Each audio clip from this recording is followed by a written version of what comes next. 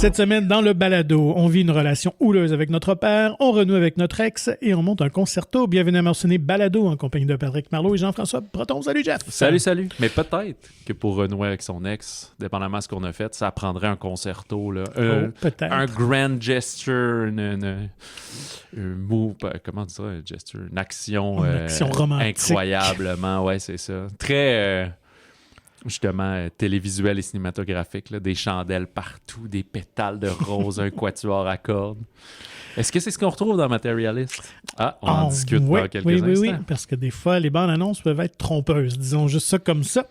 Avant de parler quand même de bonnes sorties cette semaine. Oui, 4 gros films. Des grosses sorties, des bons films. Oui, puis pour des publics différents aussi, ce qui est bien le fun.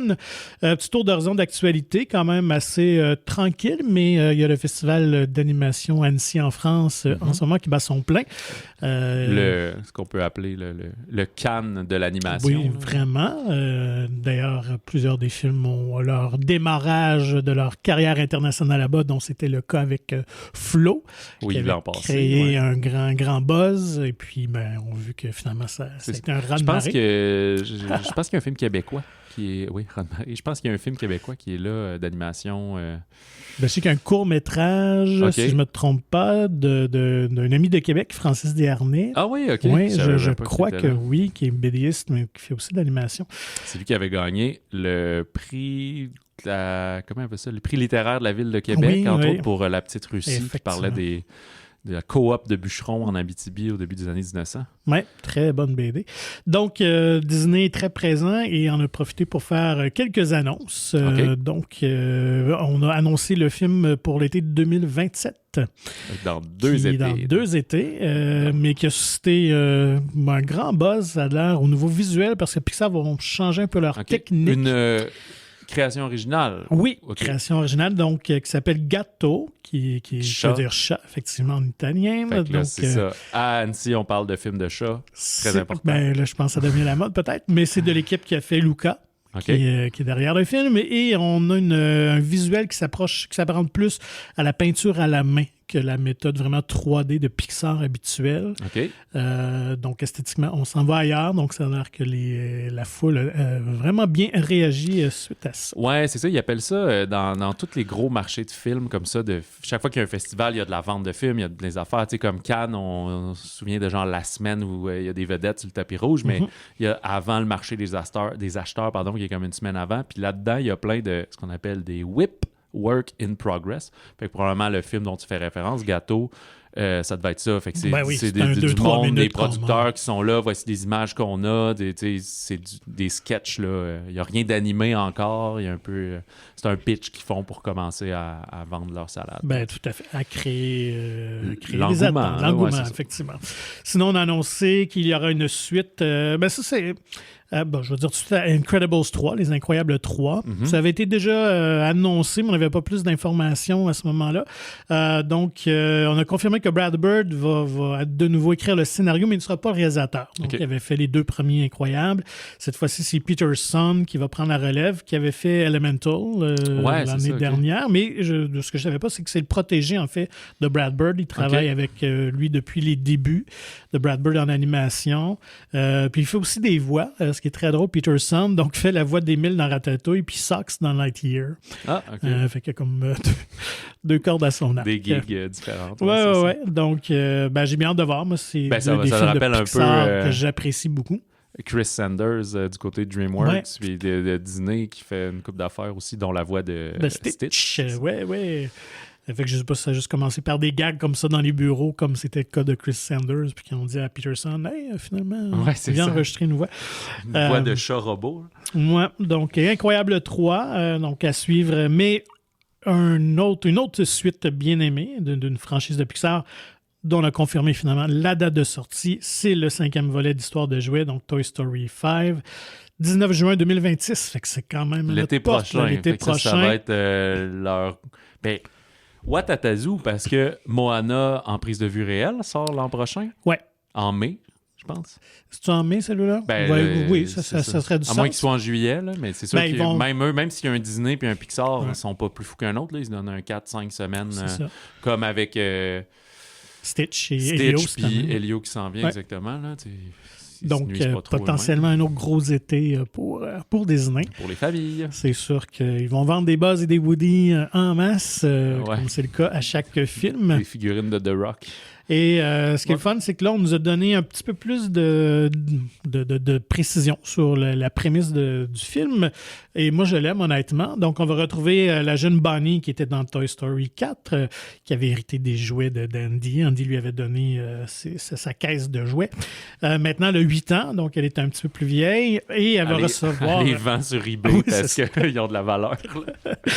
Elle va les revendre ça serait drôle, au personnage du 2, là, lui oui, il y avait un collectionneur. Oui, le collectionneur. Oui, exact. Donc, non, mais ça va être très d'actualité. T'as pas la boîte d'origine, non? Oui, j'ai juste on est un peu abîmé. Finalement, je t'habille la 1000. Elle va recevoir une tablette électronique où elle va pouvoir jouer avec des jeux. Oui, donc ça va devenir le nouvel ennemi des jouets. Que la tablette va-t-elle être animée? Parce qu'à partir de ce moment-là, tu sais, s'il n'est pas inerte, mais que la nuit ou quand il n'y a pas de regard, là, tous les ordinateurs, est-ce que les micro-ondes peuvent s'animer? Écoute, on verra bien comment tout ça va se dérouler. D'un babalou, là, le frigidaire parle, puis... Non, lave-vaisselle, peut-être plus la tablette avec les jeux, quelque chose comme ça. Les télés vont s'animer. Bon. Là, il va y avoir des scènes de Super Nintendo qu'il faut qu'ils souffrent d'un cassette. Donc, Toy Story 5 pour les fans, dont je suis, 19 juin 2026. Et sinon, pour les nostalgiques comme moi des années 80, on a officiellement c'est ça. Si vous confirmé. Si vous êtes nouveau dans le balado, là, ça fait quelques fois c'est un fait connu. Ouais, c'est ça. Mais tu sais, c'était à l'étape de rumeur longtemps. Est-ce que tu me parles de ton T-shirt? Oui, bien sûr. J'ai même mis mon T-shirt pour l'occasion. Évidemment, on a confirmé que Spaceballs 2 irait bel et bien de l'avant chez MGM pour une sortie pour 2027. On n'a pas plus de précision qu'en 2027, mais c'est Mel Brooks lui-même qui l'a annoncé sur les réseaux sociaux avec une petite bande-annonce aussi, un petit teaser très drôle, très le comique. fameux texte défilant, puis là, de Star Wars, on met des jokes là-dessus sur tout ce qui s'est passé depuis le premier Spaceballs. Et toutes les nombreuses franchises qui existent. Exact. Tout ce qui s'est passé côté franchise de cinéma. C'est très, très drôle. Donc, ça met la table. On sait que c'est Josh Gad qui est derrière ce projet-là. Donc, lui qui fait la voix, entre autres, d'Olaf dans Frozen. Ouais. Qui est, je pense, un très grand fan. Donc, il va être co-scénariste, va jouer dedans. Puis là, au début, c'était pas confirmé qu'il revenait. Mel Brooks lui a confirmé qu'il va reprendre son rôle de Yogurt. Mais là, aujourd'hui, ça a sorti que probablement que tout le cast original serait de retour. Donc, Bill Pullman, Daphne Zuniga et oui, même Rick Moranis sortirait de sa retraite pour rejouer dans le film, pour jouer Dark Helmet. Ce serait quand même un très gros coup. Un bon coup publicitaire aussi. Mais l'autre bon coup publicitaire, donc, il va ce qu'on comprend, c'est que les personnages classiques vont avoir plus de second rôle. Donc, Lone Star puis la princesse. Un soft reboot un peu, là? Mais de nouveaux personnages vont être de l'avant, dont un par Keke Palmer, qu'on ne connaît pas encore, qui était dans Nope, le dernier Jordan Peele. Mais, coup de maître, Louis Pullman va jouer le fils de Lone Star. Donc de Bill Pullman. Ça, je trouve que c'est cool. Quand même très, très drôle. Puis là, tu penses, comme John Candy n'est plus... Josh Gad a le physique pour jouer Barf. Donc, le faux Wookiee. Ouais, c'est ça. Alors, à suivre, 2027, mais moi, j'ai bien hâte, parce que j'avoue que je suis un des grands fans du premier Spaceballs. Je me rappelle quand je l'avais vu au cinéma encore, dès l'ouverture avec le vaisseau qui s'éternise, où on parodiait Star Wars. Là. Écoute, ne m'en veux pas, mais j'ai jamais vu ça. Écoute, je te pardonne. Puis, et je suis pas sûr que tu aimerais ça peut-être aujourd'hui. Mais... Non, tu sais que je suis trop cynique. J'ai de la misère à réécouter les vieux trucs des fois. Je sais pas, je suis un peu brisé ces temps-ci.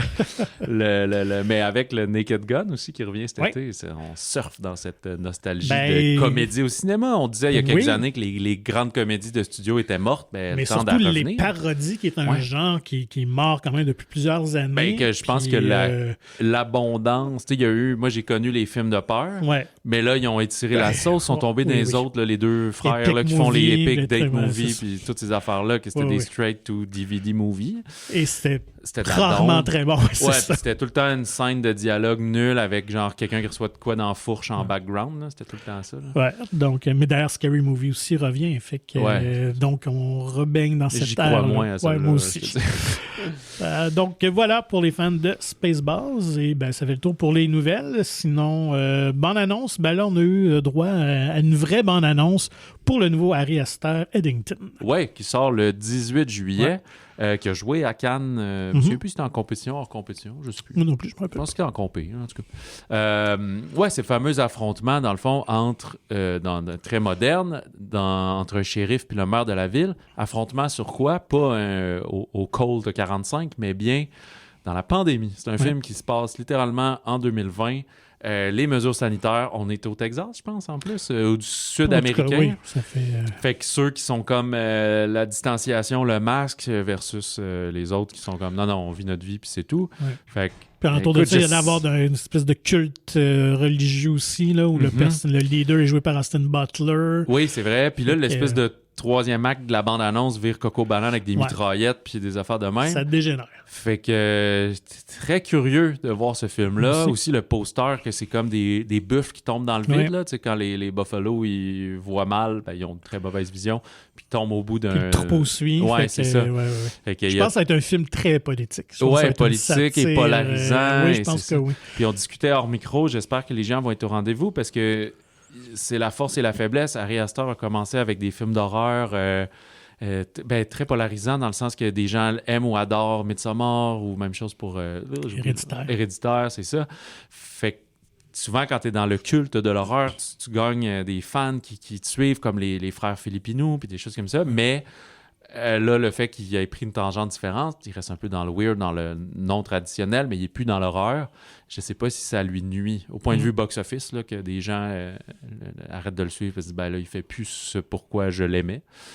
Effectivement, ça va être à j'espère qu'il va être capable découvrir. de gagner un nouveau public. On est peut-être plus dans la même tangente un peu que Yorgos Lanthimos, là, dans cette comédie noire, ce rire de la stupidité humaine un peu, là, jouer avec ces codes-là. Fait que moi, j'ai hâte de voir. Je suis très curieux. Oui, moi aussi, très curieux. Peut-être pas un film d'été, fait que c'est quand même un peu drôle. Non, contre-programmation. Probablement, oui, on essaie d'aller chercher. Puis, tu un sais, autre c'est public.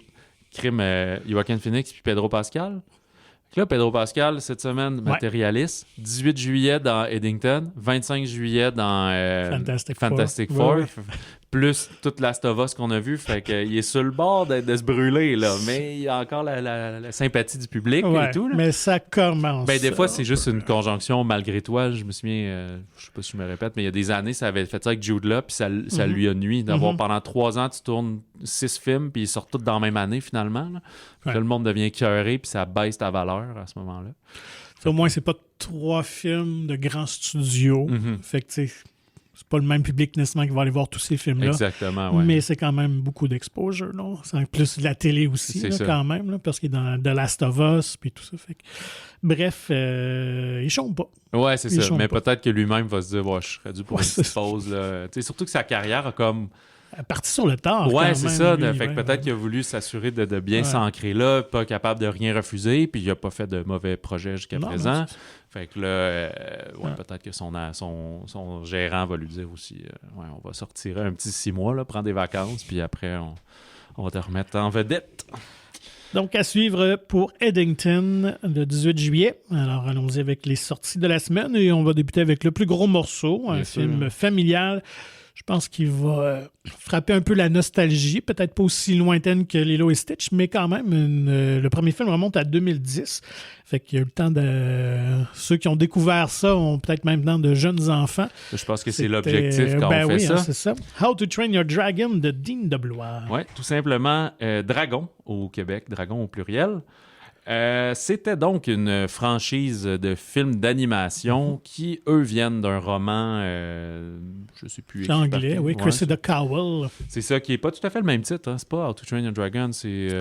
Comment adresser votre dragon? Ben, ah ouais, OK, c'est ça.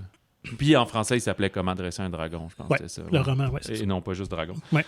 Mais on avait comme ajouté une histoire différente un peu autour de ça. On est sur l'île de Burke. On suit des Vikings. Donc, depuis des générations, cette gang de Vikings-là s'affronte avec les dragons qui viennent la nuit voler leur bétail, brûler la place. Puis eux, ils se font un devoir de tuer tous les dragons, anéantir de la terre.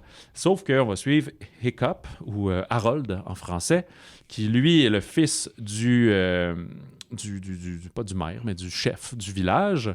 Et il est bien différent, lui, plus un cérébral, plus peureux. Alors, il veut pas du tout faire ça.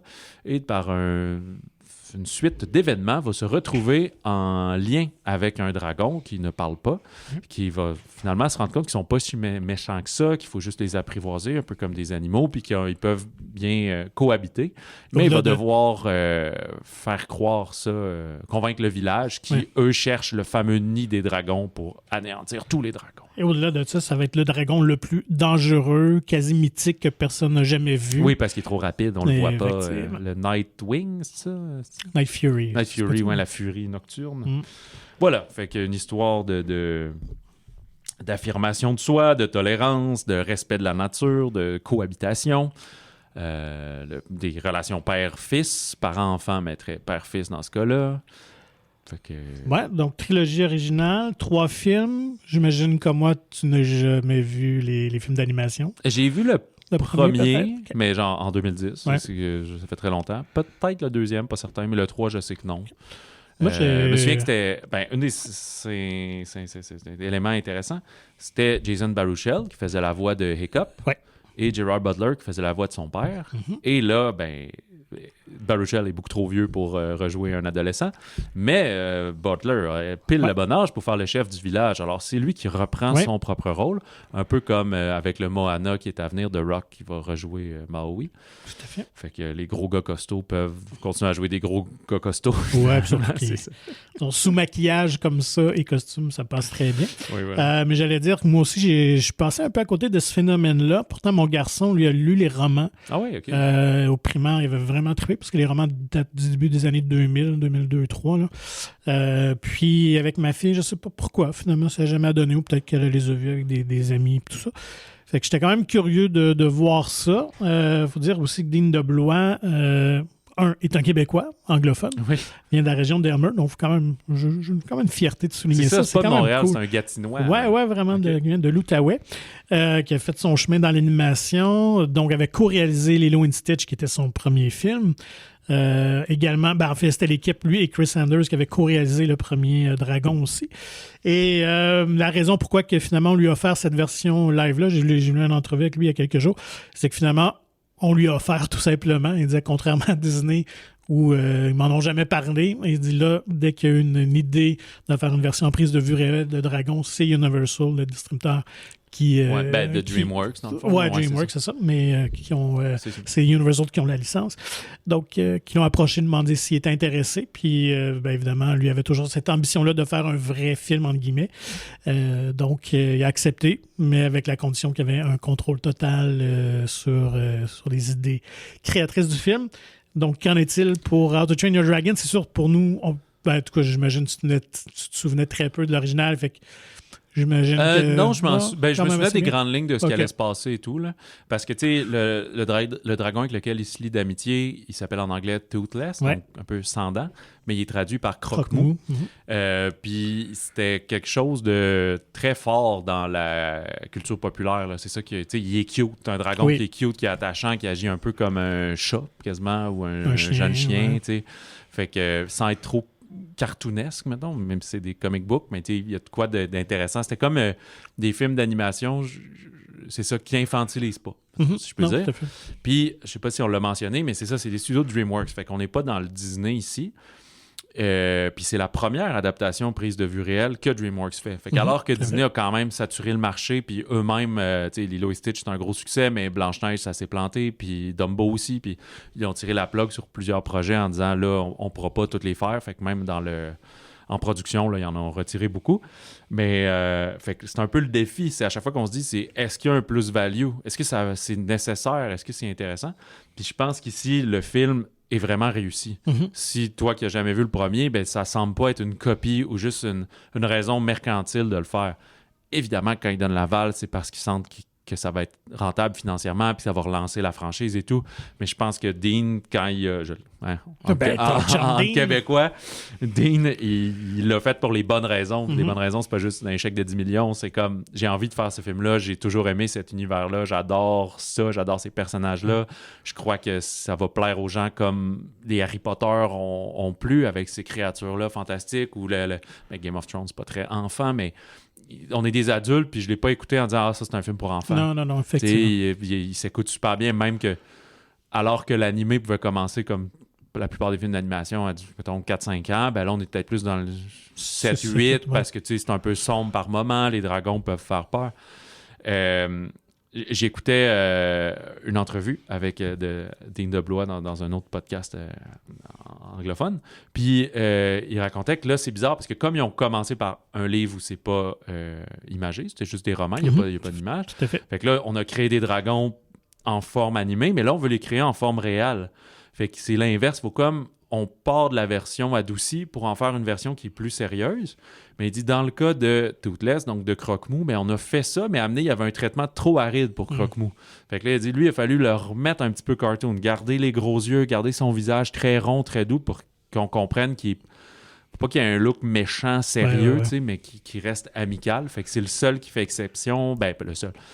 Il y en a il y a toutes sortes de dragons, fait qu'il y en a qui sont plus baquets, plus drôles, mais tu sais, il y en a qui ont l'air méchants pour vrai, ceux à deux têtes qui crachent du gaz puis du feu. Et tu peux pas trop dénaturer non plus son look dans le dessin animé, parce que là, sinon, les gens le reconnaîtront ouais, c'est plus. ça, exact. Là.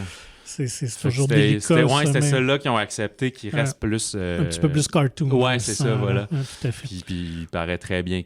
C'est ça. C'est pas un monde réel, c'est vraiment le croque-mou animé qui est collé là, comme un peu Sonic, tu sais, ou quelque chose de même. Là. Donc, moi, tu l'as dit, moi, j'ai beaucoup apprécié. Donc, je connaissais rien de cet univers-là. Visuellement, c'est très spectaculaire, honnêtement. Puis, je pense que le plus-value, pour ceux qui connaissent bien la série animée de film, ben là, c'est de le voir en chair et en os dans des scènes d'action vraiment époustouflantes. Toutes les scènes de vol et tout ça, là, c'est vraiment bien réussi. L'action est là. Pas l'action comme John Wick, là, mais...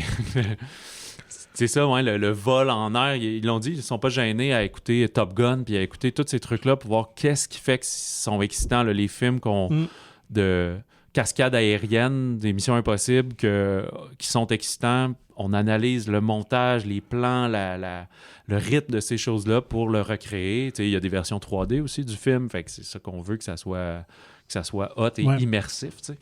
C'est vraiment tout thumbs up. Là. C'est vraiment réussi cette adaptation-là. Un bon scénario, des personnages drôles, amusants, touchants aussi.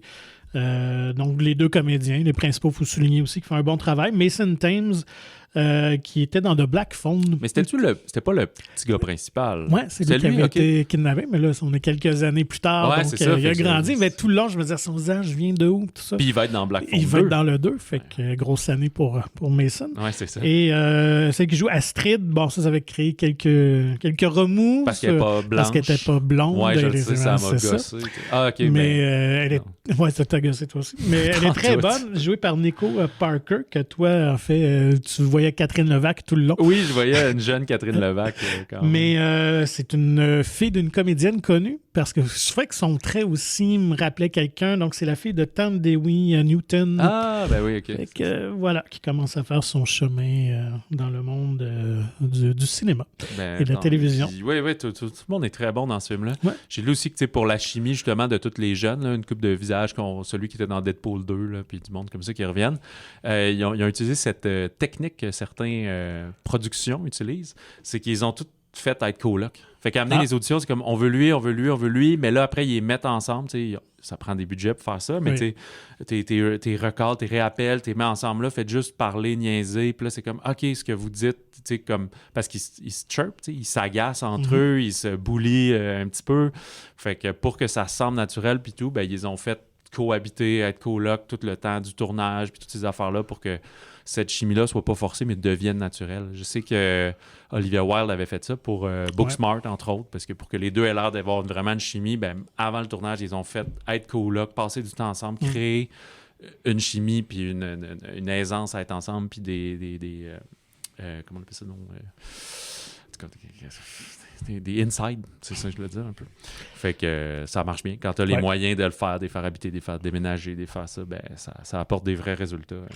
Donc, à voir, c'est vraiment une très belle réussite. Vous allez passer un beau moment en famille ou non, parce que même plus vieux, je pense que c'est ça, passer un beau moment ou non, mais tu veux dire en famille ou non. C'est ça. Et écoute, Universal, il croit tellement au succès qu'on a déjà annoncé une suite pour 2027. Qui va être donc l'adaptation du 2. Du deuxième, logiquement. Ben écoute, on verra bien. 1.5, c'est ça. Donc, voilà pour How to Train Your Dragon. Si jamais vous êtes à l'aise de laisser vos plus vieux un petit peu aller voir ce film-là qui vous intéresse moins, peut-être pour les adultes ou les jeunes couples aussi, il y a The Materialist de Celine Song. Je vais être obligé de te reprendre. C'est juste c'est Materialist. Je voulais dire... Ouais. Il y a le film Materialist, c'est ça. L'entremetteuse au Québec de Celine Song, il me semble le nom nous dit de quoi. Bon, mais c'est une cinéaste d'origine... entre autres canadienne, mais pas exclusivement canadienne, qui avait fait le film Past Lives il y a 2 ans, 2023, 2022, je suis sûr, 2023, je pense, et qui s'était rendu assez loin aux Oscars, entre autres nomination meilleur scénario original, mais n'a rien remporté. Ton nomination meilleur film aussi. Oui, quand même, un des 10. Puis, moi, je me trompe, il n'a pas gagné d'Oscar. Non, c'est ça. Puis, c'était un film de A24, alors il récidive encore cette fois. Elle s'attaque un peu au mythe de la comédie romantique, si on veut. Je dirais plutôt du drame sentimental. Ouais. On est à New York, la ville des amours perdus. Le cœur c'est une marieuse professionnelle, donc qui est jouée par Dakota Johnson, qui travaille dans une agence de rencontres, mais un peu élitiste, si on veut. Fait que elle rencontre des hommes, des femmes, elle leur demande... Ouais, c'est ça, leur demande qu'est-ce qu'ils veulent. Souvent, les choses qu'ils veulent, c'est des gros salaires de la part du monsieur, puis le monsieur veut un beau body du côté de la femme. 10 ans plus jeune. Exact, au minimum. Fait que on joue dans ces stéréotypes-là. Fait qu'elle fait ça, elle fait rencontrer du monde, puis c'est du monde qui paye, on le dit pas exactement, mais quelques centaines de dollars sûrement par mois pour avoir ce service-là. Puis la grande victoire, c'est d'aller au mariage des gens, puis yes, on a réussi, ça fait que c'est ça notre plus-value. Puis justement, à un de ces mariages-là, elle va rencontrer le frère du marié, qui est joué par Pedro Pascal, qui est donc un homme très beau, un peu plus vieux, riche, qui, ça connecte, intelligent, très, très éduqué, qui vient d'une famille aisée. Fait qu'elle, qui croyait plus tant à l'amour, se dit « peut-être que ça pourrait être un bon prospect, une belle relation. » Justement, ça coche beaucoup de cases. Mais au même moment, va retomber sur son ex, joué par Chris Evans, qui on va comprendre pourquoi leur relation s'était finie, puis que c'était plus difficile financièrement et de plein de façons. Alors là, son cœur va jongler entre ces deux options, si on veut, pour se caser dans la vie, entre un peu le cœur et la raison. C'est plus drame sentimental que comédie romantique. Faut faire attention parce que la bande-annonce nous vend peut-être un autre film. Avec la bonne musique et tout, là, on n'est pas dans... Oui, on se moque un peu de ces films-là qui ont fait le succès de Jennifer Lopez, par exemple, dans les années 2000, de 10 Things I Hate About You et tout, mais on n'est pas non plus, c'est pas une parodie de ces affaires-là. On est dans le même monde, mais un côté plus sérieux qui porte très bien la plume de Celine Song, justement. C'est très cérébral et il y a beaucoup de dialogue. Oui, voilà, c'est ça. Plus que de moments romantiques, justement, disait d'entrée de jeu en blague, là, les grandes pétales puis les bougies allumées partout. Tu sais, un peu ce qu'on a vu dans... que j'avais beaucoup aimé là, cet automne avec Florence Pugh puis Andrew Garfield. Là, le titre m'échappe. Ouais, moi aussi, puis tu sais, il y avait ça à un moment donné, là, les scènes de la vie de quelqu'un. Past Love? Non. J'ai mélange avec Past Lives, mais L'amour au présent, ça, c'était le titre au Québec. Là. Puis Time... Love in Time? Love in Time? Puis... tu sais, qu'à un moment donné, sa déclaration pour son mariage, et ça, elle rentre chez elle, il y a 300 chandelles d'allumées. Puis, tu sais, il y a moins cet effet-là dans le film. Comme on dit, c'est plus cérébral, mais c'est pour autant très accessible. Je trouve que c'est un bon film d'été. C'était We Live in Time. We Live in Time, merci. Bref, c'est un film que j'ai beaucoup aimé, mais il faut juste pas avoir des trop grandes attentes de ça va révolutionner le monde du film romantique. C'est comme... ben non, à un moment donné, on peut pas changer la roue. C'est encore une roue, là, tu sais. Mais c'est très bien fait, comment ça se passe, comment c'est mené, les petits moments des flashbacks de elle puis le personnage de Chris Evans, comment, pour bien comprendre. Fait que c'est super bien construit, c'est tout en finesse, tu sais. Oui, c'est ça, on est loin un peu, puis sans être négatif, là, mais un peu de ce genre-là qu'on retrouve en masse sur Netflix, tous les trucs de streaming. Là, ouais, c'est ça. Fait qu'on n'est pas du tout dans ce traitement-là, puis on n'est même pas non plus dans un triangle amoureux, un peu ce que la bande-annonce aurait pu présager. Il n'y a pas de confrontation entre les deux gars. Non, c'est ça. Là, fait que moi, je trouve que ça évoque vraiment le cinéma indépendant américain dans son meilleur, dans son traitement. C'est très beau esthétiquement, bien joué. Même si Dakota Johnson, je l'aime bien, mais tu sais, je trouve pas que c'est une grande actrice non plus. Je trouve qu'elle joue un peu toujours elle-même, mais dans ce rôle-là, elle est efficace. Elle fait la job.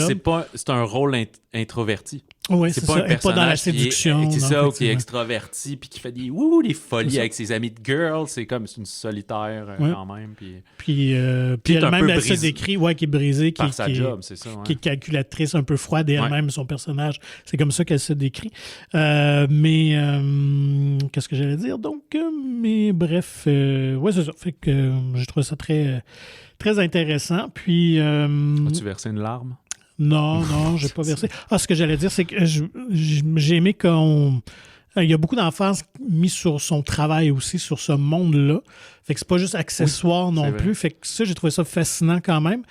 Parce que je dois avouer que chez nous, ma conjointe avait déjà écouté un peu ce genre d'émissions-là qui existent. Là. Fait que du traitement, des fois, je tendais un peu l'oreille. Là, fait que je connaissais que ça existe, ces agences-là, pour clients riches. Je le savais pas, mais en écoutant le film, je me dis, elle a pas dû inventer ça, ça doit, puis tu me l'as confirmé qu'il il y en a même des téléséries. Comme ceux qui vendent des Selling Sunset, qui vendent des maisons juste pour les gens riches, il y a des Elite Single Agency et tout. Là. Et non seulement ça, mais Céline Song a déjà fait ce travail-là.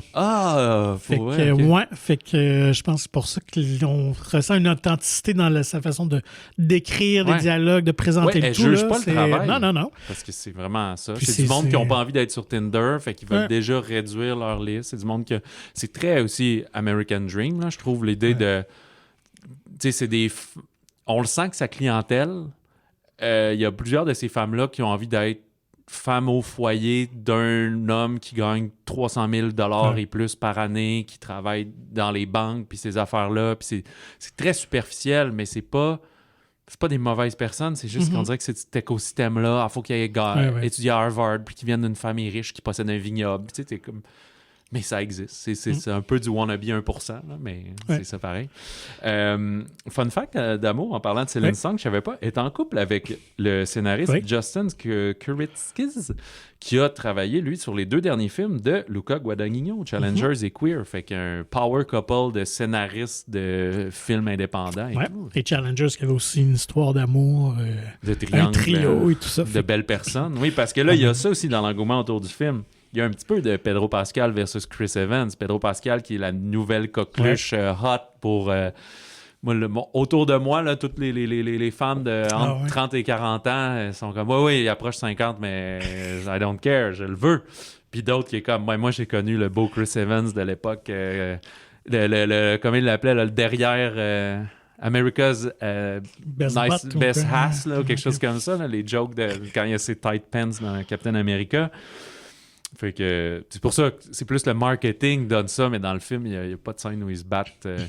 Cool rôle aussi pour Chris Evans, parce que c'est un rôle aussi un peu plus en retrait. Il n'est pas Johnny Rocket, là, qui était à l'époque des 4 Fantastiques.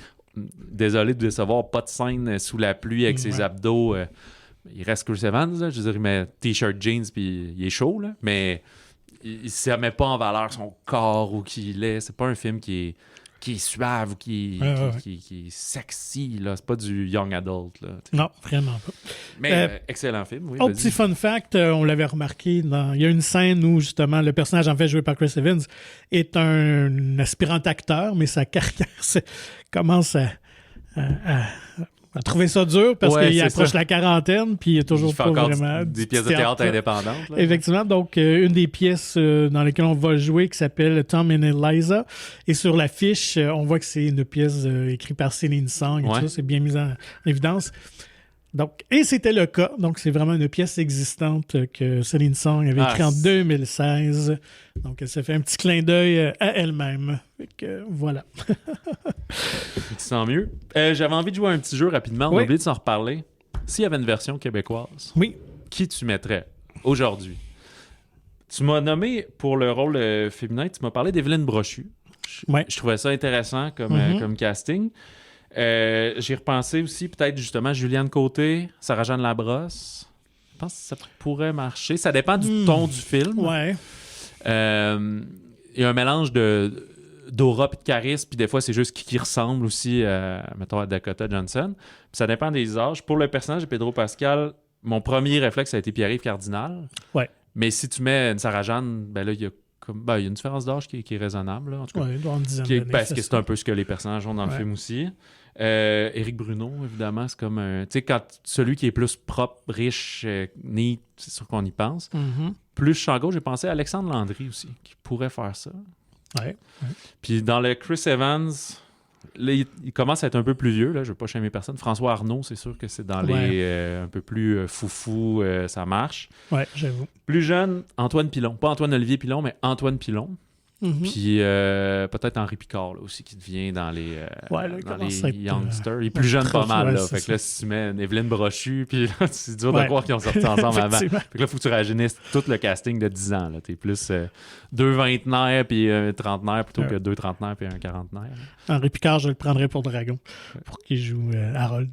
Ouais, c'est sûr, mais là, si tu fais 3 films, il faut que tu les fasses rapidement parce que bientôt, il va avoir 27 ans, puis là, ça va être plus dur. T'avais-tu un autre nom de même, tu penses-tu? Je sais pas, tu pas préparé tant que ça. Ouais, mais... c'est ça, rapidement. Parce que, tu sais, Magali, ça marche, mais là, elle vient de jouer simple comme Sylvain, mais tu sais quoi, Pierre Cardinal aussi. Là, fait que c'est pour ça que j'y allais dans la différence. Mais c'est pas le même rôle, le même genre de rôle qu'il y aurait lui à ce moment-là. C'est ça, exact.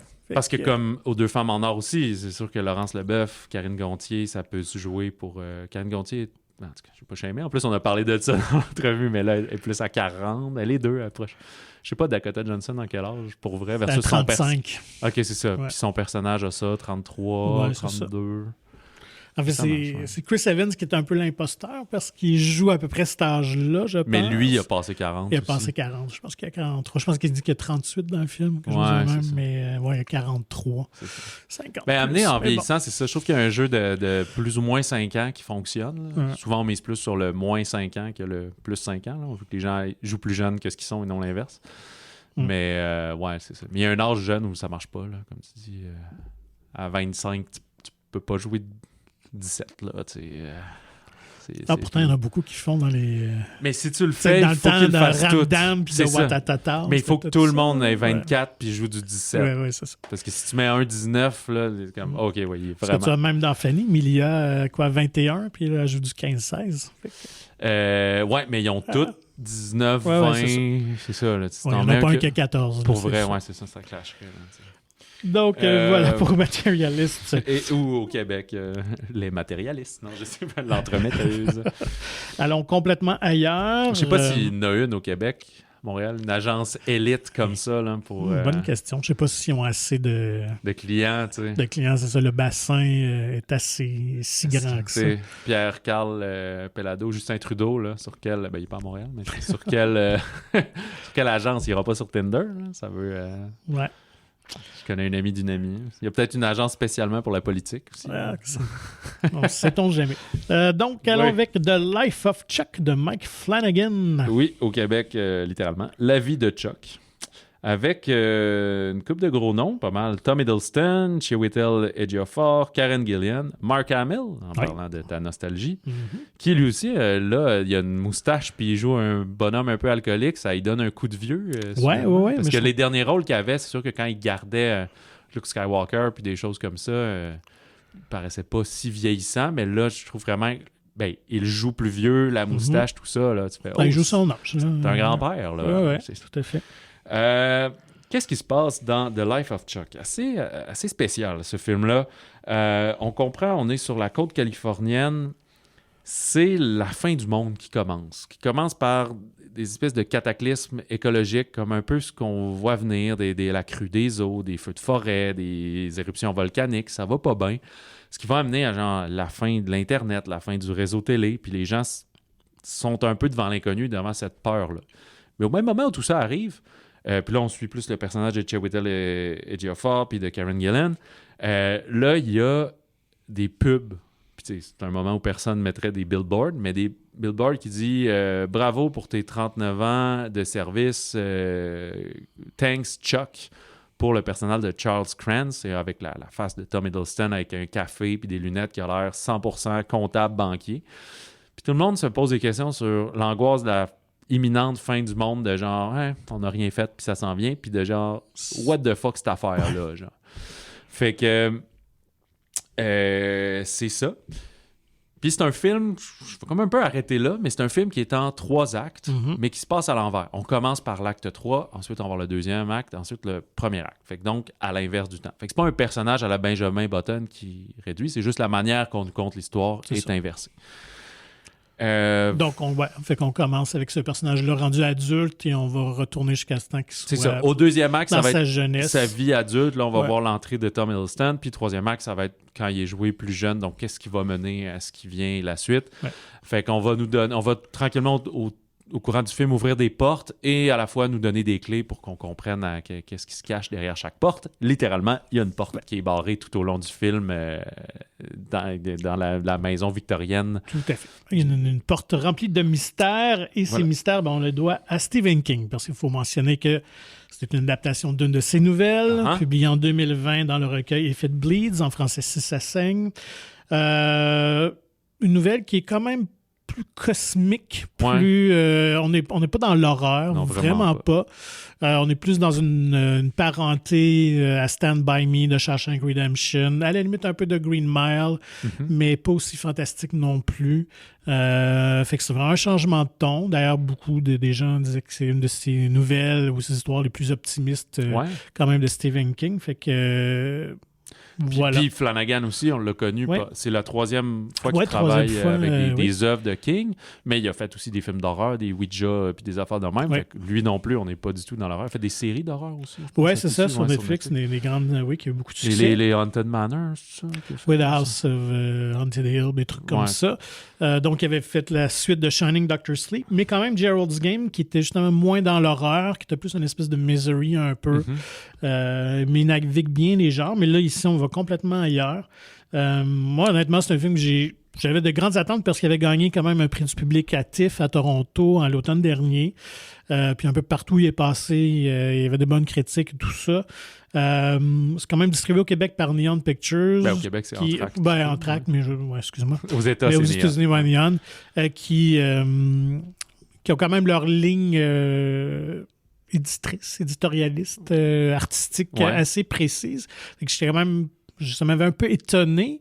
Ça avait l'air d'un film un peu plus grand public. Finalement, ça ne l'est pas tant. Fait que soyez avisés quand même. C'est quand même un film qui est accessible, mais qui fit bien avec un peu le weird quand même de Neon. Là. Fait que la mise en scène, la façon que c'est raconté, même l'histoire elle-même, ça peut détonner. Fait qu'il faut être patient, je pense, parce que c'est un film qui prend du temps... En fait, qui installe beaucoup, puis on va se demander jusqu'à la pratiquement toute fin qu'est-ce qui se passe. Mais pour moi, ça, c'était juste un plus, honnêtement. Oui, j'ai été scotché tout le long. Vraiment, j'ai été fasciné tout le long. Mais il n'y a rien, c'est ça, il n'y a rien d'effrayant au film. C'est une ode à la vie. C'est une ode à profiter de notre vie, de la vie, parce que ça commence quasiment en éco-anxiété. Mais à un moment donné, c'est plus ça. Genre, fait que c'est tout ce monde-là par rapport à c'est qui Chuck, c'est quoi sa vie de Chuck, qu'est-ce qui se passe avec lui, avec Chuck.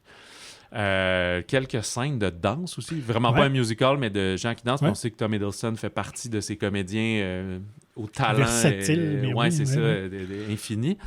Que je trouve aussi qu'il y a un arc de carrière très beau, Tom Hiddleston, qui s'est fait connaître beaucoup par Lucky, qui a dû acheter sa maison avec ça et tout.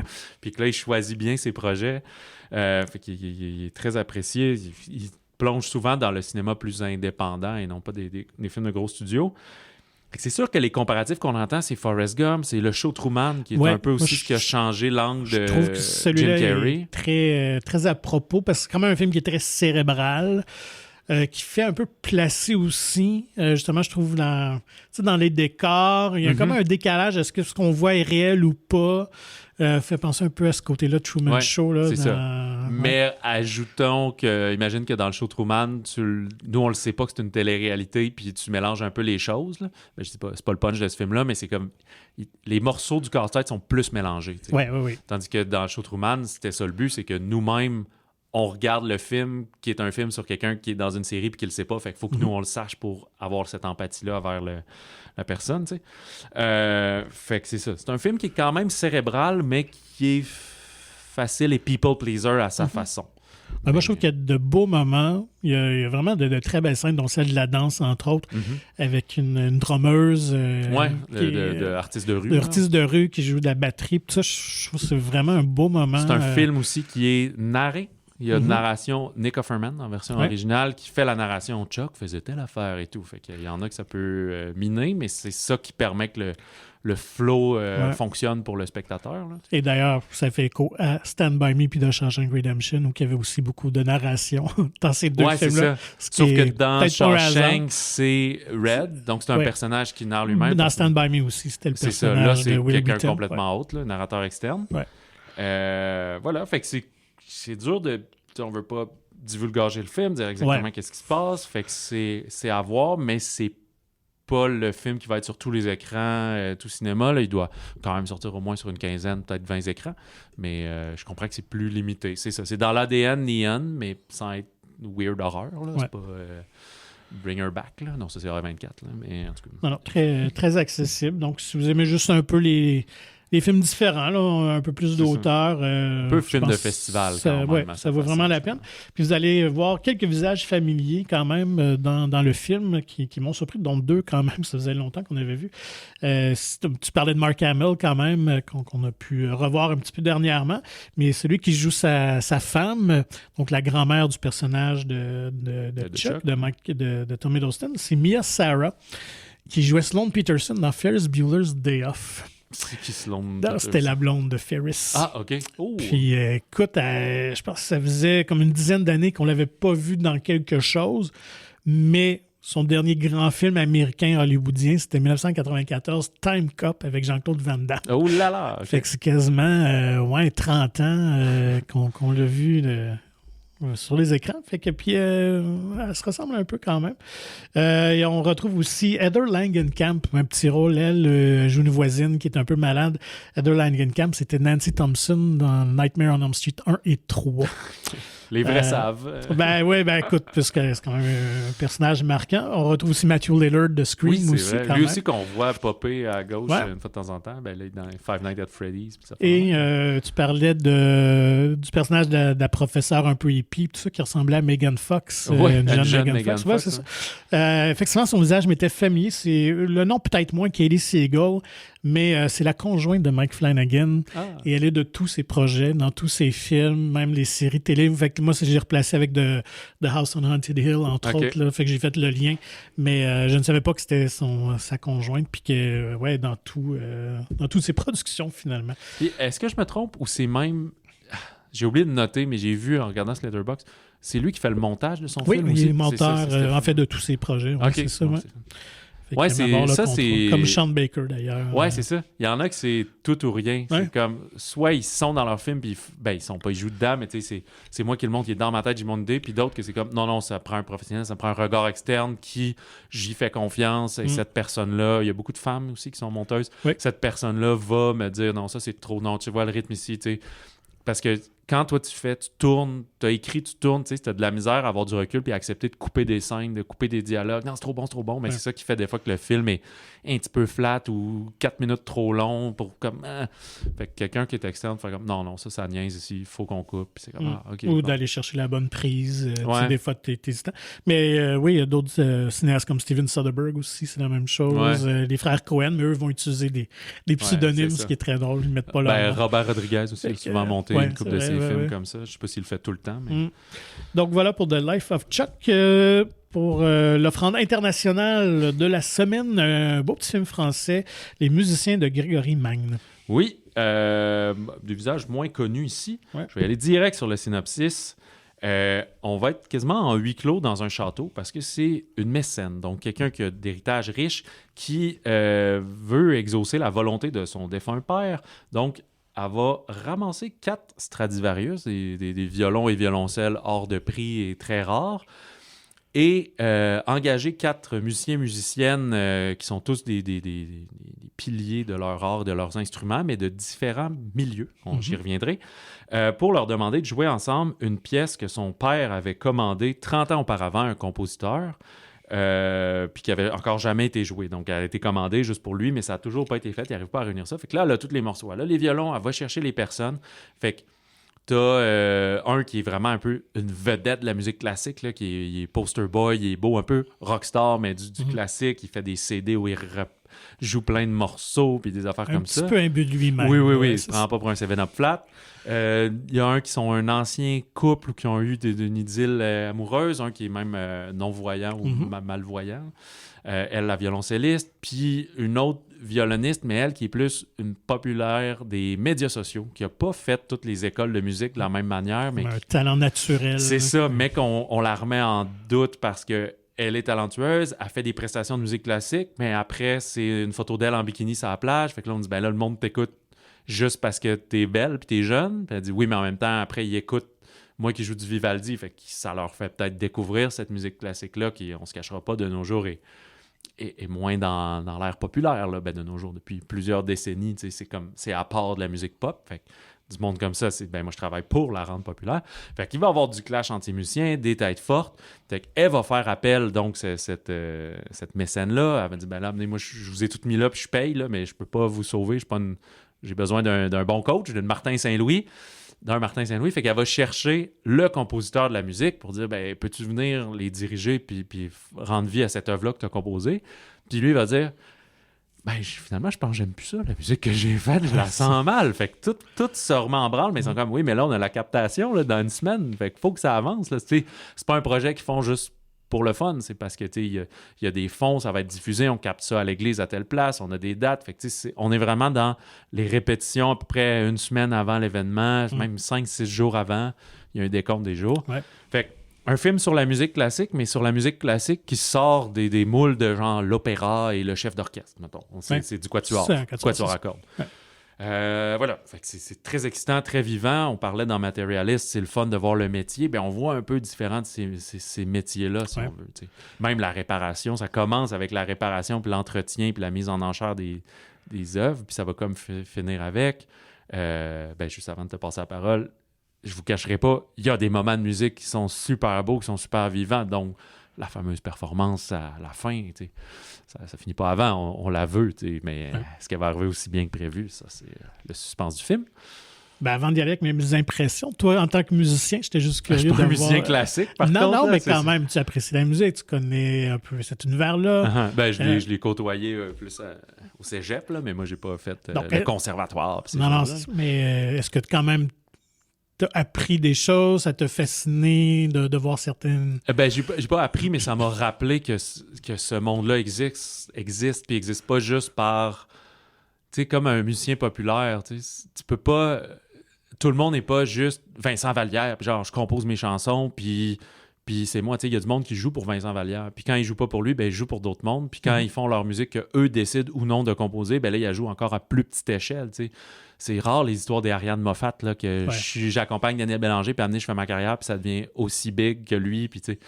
Fait que la plupart, c'est juste, tu fais des gigs, tu sais. Fait que c'est comme, oui, mettons, le rockstar, il est premier violon, fait qu'à chaque fois qu'il joue, il est plus mis de l'avant. Mais les autres, c'est comme, moi, je suis violoncelliste, puis je suis pour des affaires, puis ils doivent jouer pour des mariages aussi, pour du monde, puis parce qu'à un moment donné, tu veux... À ce niveau-là, je sais pas. Ça m'étonnerait. Peut-être pas, là, parce qu'il y a t'es dans un réseau de... Tu joues, mais c'est dans le vrai monde, mais cette affaire-là, c'est comme, on t'engage, ça inclut une semaine, tu dois avoir un per diem par jour, puis tu as la captation, puis ça va être une semaine de ta vie. Puis c'est un peu ce que le compositeur leur dit à un moment donné.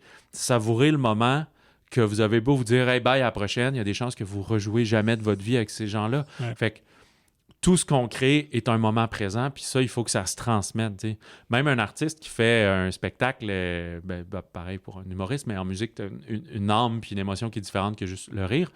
Mais tous tes spectacles vont être uniques. Même si c'est, tu sais, en musique classique comme en musique pop, tu joues la partition puis tu joues la même affaire, là, en général. Là, tu sais. Mais ça va être ta fois unique. Tu ne rejoueras pas le même stade, la même soirée avec tu as eu ta même journée. Puis tu mets tes affaires de côté puis tu es dans la force de la musique. Puis en pop, ce que tu vas avoir souvent, c'est tu es sur le métronome, tu es sur le clic. On joue square, on joue toute la pulsation est calculée mathématiquement. Il y a une pulsation quand même, un beat, un rythme en musique classique, mais il est ressenti. Tu sais, souvent, ça ne bat pas la mesure. Là. C'est eux qui jouent ensemble puis qui s'écoutent. Puis ce bout-là, on l'étire un peu. Tu sais, si tu enregistrais la partition puis tu mettais un métronome calqué, il ne fonctionnerait pas.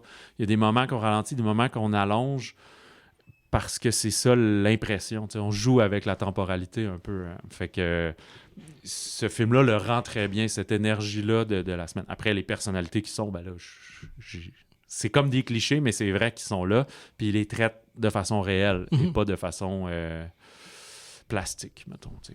Non, mais moi, écoute, ça fait partie des belles surprises d'un film que j'avais pas d'attente, je savais pas trop qu'est-ce que j'allais voir. Finalement, j'ai été vraiment emballé. J'ai trouvé... c'est quand même assez classique dans sa facture, mais mis dans mais dans un monde, ou en tout cas dans un contexte que je n'avais pas vu. Donc, justement, de monter un petit concert pour un quatuor avec ces instruments-là qui sont inestimables, qui valent des millions de dollars et tout ça. Fait que c'est super intéressant. T'sais, on imagine que c'est une captation qui va être vendue, mettons, à TFO, puis là, ça va jouer une fois en télé, puis après ça va être sur leur YouTube, puis tu sais, fait que c'est juste un moment unique qui crée, mais qui coûte une fortune, mais que ça fonctionne. Ouais, c'est ça. Puis je trouve que justement, le scénario est bien écrit, les personnages sont intéressants, attachants aussi quand même. Ils ont une belle chimie entre eux, puis là, il faut dire que là-dedans, il y a 2 comédiens qui savent vraiment jouer de la musique. Donc, Mathieu Spinozzi, qui joue le premier violon, et Emma... la violoniste? Oui, Ravier, qui joue l'alto, la jeune. Ouais. Donc, mais elle a joué aussi dans différents orchestres et tout ça, là. Mais elle commence à faire un petit peu plus de jeu. Mais la violon oui, parce qu'on les voit jouer pour vrai. Oui, c'est pour ça. La plupart, ils jouent vraiment. Là. C'est la technique Armageddon. T'es-tu mieux de trouver des... C'est plus dur de trouver des acteurs qui apprennent à jouer de la musique. Fait que tu trouves des... Mais pour les 2 autres, donc Marie Vial et Daniel Garlinski, eux, ce sont vraiment des vrais musiciens. Donc, ils n'ont jamais joué. Ah, c'est ça. Vraiment. Donc, mais je trouve qu'ils se tirent bien d'affaire, honnêtement. Puis en plus, pour jouer...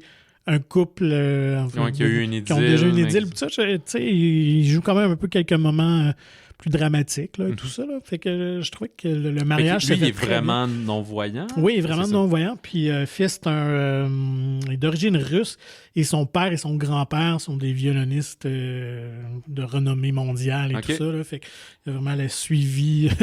Mais lui-même, c'est un des grands au monde. Là. Fait que c'est très bien. Donc, les musiciens, honnêtement, vous allez passer un très bon moment.